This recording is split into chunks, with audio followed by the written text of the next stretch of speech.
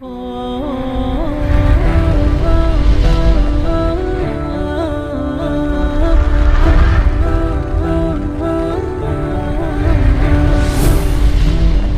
Mansu Musa, the richest man to have ever lived.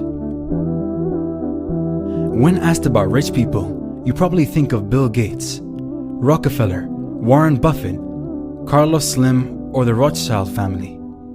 But according to historians, the richest man to have ever lived was an Islamic Malian king named Mansa Musa. Mansa meaning king.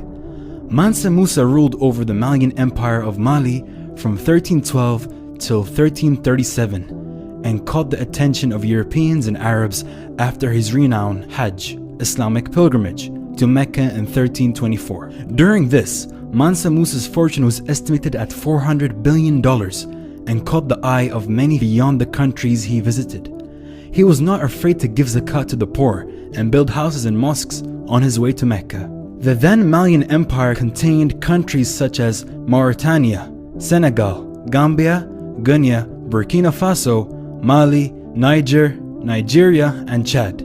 This enormous empire stretched up to 2,000 miles from the Atlantic Ocean in the west to Lake Chad to the east of its borders. As a devoted Muslim, Mansa Musa prepared his pilgrimage soon after he took his position from Abu Bakr in 1312.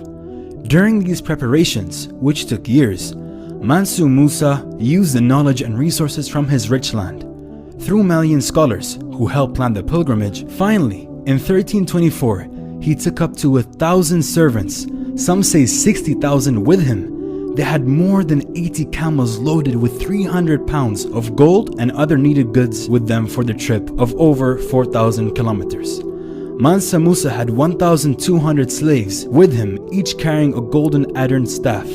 During his voyage, he stopped in the Egyptian cities, Alexandria and Cairo, where he attracted the Arabs and Europeans' interest. Due to his act of kindness, it is said that he gave away most of his gold to whom he met, especially to the poor on the streets of Cairo and Alexandria. But he also helped building mosques each Friday on his way to Mecca. His act of kindness was felt years later in Egypt. Soon, Mansa Musa was a known man in the Arab world and in Europe.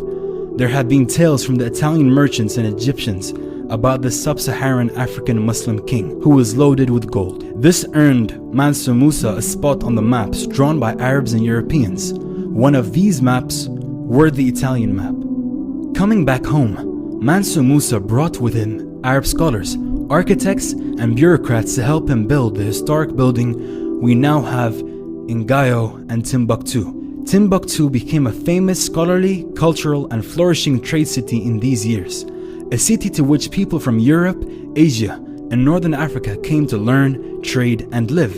The legacy of these Arab Andalusian architects consists of a few masterpieces like the Jinguerbir Mosque, which is a part of the University of Timbuktu.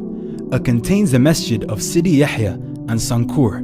Other notable buildings are the Palace of Maragu and the University/Masjid of Gao. As the amounts of madaras and libraries grew together with the Islamic knowledge, at the same time, Islamic leaders in kingdoms increased the exchange of commerce, scholars, and poets. This made Timbuktu the center of Islamic studies and trade in sub-Saharan Africa. After Mansa Musa's death in 1337, his son Magan I became Mansa. But his rule did not last as long.